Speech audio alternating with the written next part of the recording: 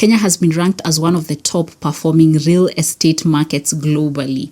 And we're talking about comparing Kenya to developed countries like the UK, like Canada, like Switzerland, like France, like South Africa, Australia. So there was this study that was done by Has Consult. Has Consult is a real estate development firm here in Kenya. They did a study, they did some research, and they came up with some numbers as to why Kenya tops the list. This is a table that shows you how the value of property, the price of property, has gone up for the last 25 years. So you can see that Kenya ranks at the top. Kenya is highlighted in red. In that, if you bought a piece of property in 2000, the value of that property, the price of that property has gone up by 425%. Then second comes USA with 201%, France with 151%, then Singapore with 122%. If the property that you bought in 2000, it sounds weird to say 2000, was going for 100,000 Kenyan shillings. You bought property that was going for 100,000 Kenyan shillings. The price of that property has gone up by 4.25. So the 100K that you invested times 4.25%. So that's 425,000. That is how the value has gone up. So the actual value of this property is the original 100K that you invested in plus the 425,000, which then gives us 525,000. But if you bought a piece of property that was going for, let's say, $100,000 in the USA in 2000, the value of that property has gone up by 2.01. The $100,000 times 2.01. Let me just show you another table just to put everything into perspective. Now, in this table, these are 9 countries that were included in this survey. So in this figure, you're looking at Q2 of 2025, how it performed. You can see that South Africa, so we have different countries here in the first column. We have South Africa, we have Kenya, we have the UK, we have Australia, USA, Singapore, France, Switzerland, and Canada. In the second column, you can see the capital gains. This is where Kenya tops the list. By capital gains, we're talking about you buying that property, let's say in the beginning of the year, and it's going for 1 million. And at the end of the year, you decide to sell that property. So the gain that has gone up, assuming the value was going for, let's say, 10 million, by the end of the year, the value has gone up by 7.8%. That's the profit that you make when it comes to selling this property. So you can see South Africa, the gain was 3.46%. For Kenya, it's 7.8%. For the UK, it's 2.83%.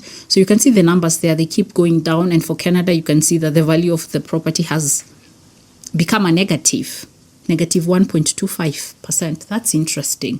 Now, that's in terms of the capital gains, the profit that you make when you sell this property.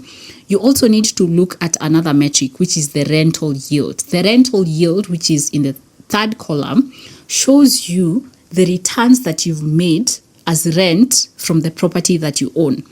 So in this case, you can see South Africa tops the list, that the rental return is 10.55%. For Kenya, it's 5.48%. The UK comes in second with 7.03%. Then we have Australia.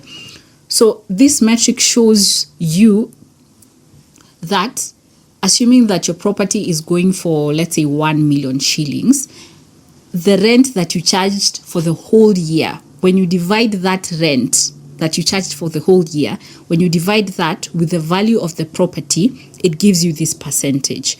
Assuming that the value of your property is 10 million, in this case, using this example, let's use for Kenya because we are discussing Kenya. Assuming that the value of your property is 10 million shillings, you bought an apartment that was going for 10 million Kenyan shillings. The rental yield is 5.8%. So 5.8% times the 10 million, that's around 548,000. That's how much rent you received from your rental property that is going for 10 million. That it's actually the return on the value of your property in terms of rent. The other one measures the price of that property, how that property has gone up, the price for that property has gone up. So when you add the two returns, the capital gains, which are like profits, allow me to say that, plus the rent that you've received, you can see that the investment return is 14.01% for South Africa.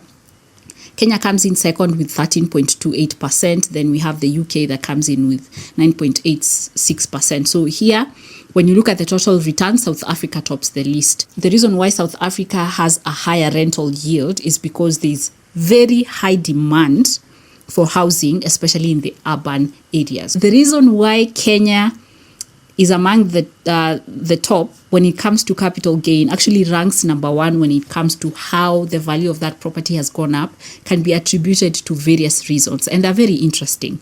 One is because we have a youthful growing population.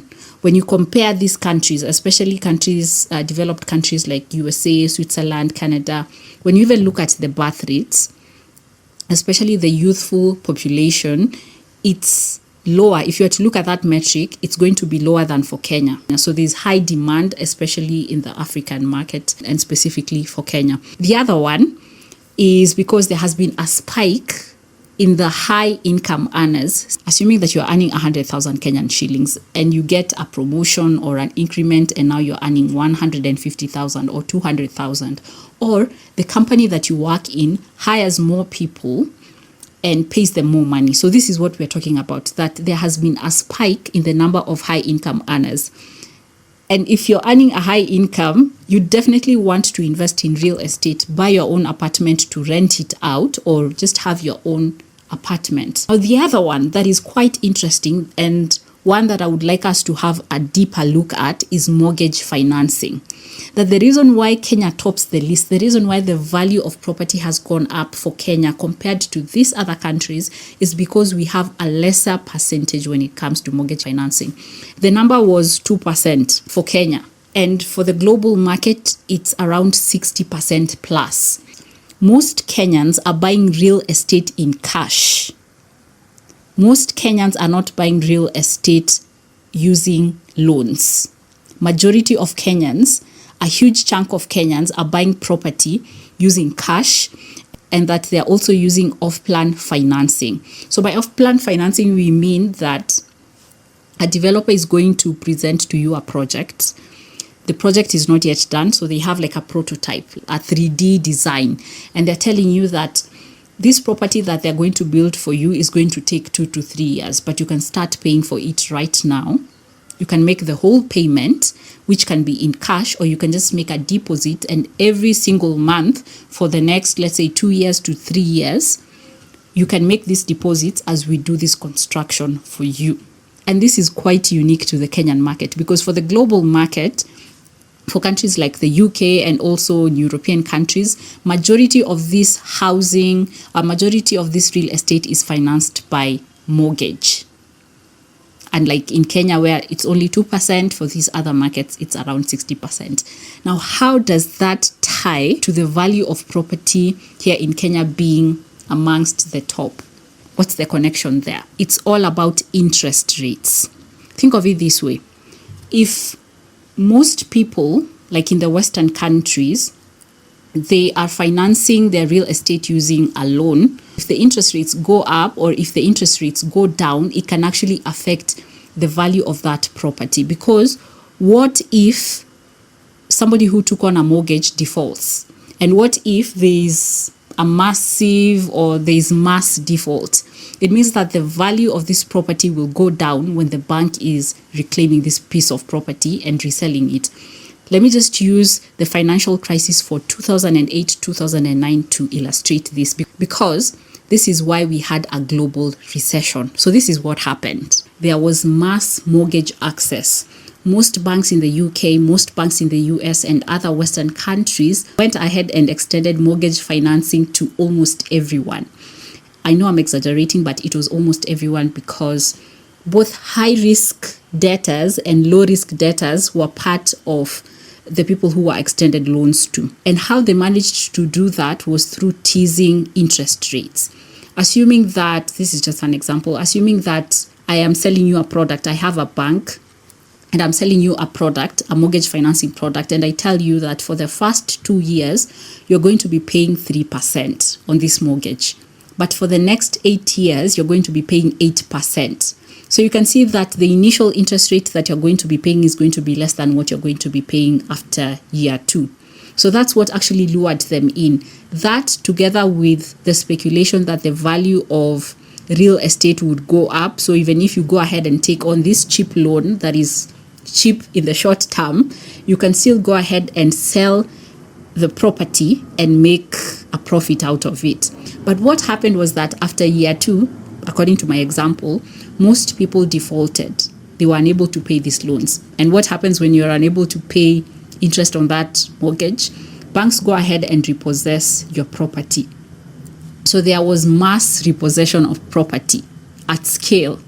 Banks went ahead and sold off this property at a cheaper price because now we have more supply in the market than we have demand in the market, and the value of the prices went down. So you can see that the real estate market was heavily reliant in these Western countries, was heavily reliant on mortgage financing, unlike in Kenya where it's mainly cash. But there was another catch because banks got creative.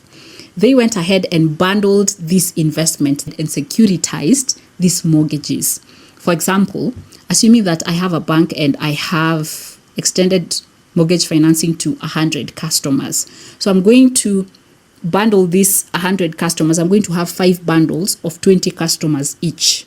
And of these 20 customers, I have high-risk customers and low-risk customers who might default or who might not default. And I'm going to sell these 5 bundles to investors and tell them these 20 investors who have taken on mortgage financing are going to be paying an interest every single month. Investors who bought these bundles are going to be receiving a portion of the interest that is being paid by these investors who've taken on these mortgage loans. But the issue is that most people had actually defaulted. So even the third-party investors also lost when banks were repossessing this real estate and selling them off, because now most people have defaulted and they can't get the promised return on their investment. And this trickled down, because think about that investor who is in Dubai, or that investor who is on the other side of the continent, who has invested in these bundles that these banks have extended, and he has lost his money.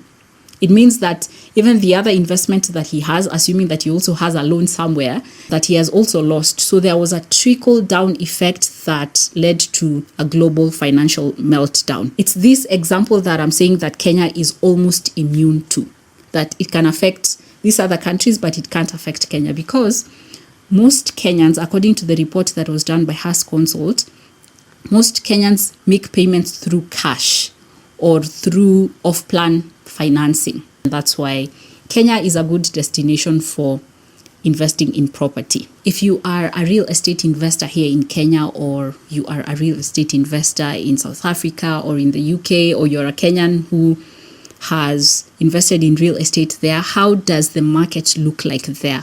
And as a Kenyan investor, do you agree with this report? Have you felt it? Have you seen it as somebody who has invested in real estate? I'd love to know your thoughts in the comments. And also, do you think that this growth that is happening, will it eventually burst, or is it sustainable?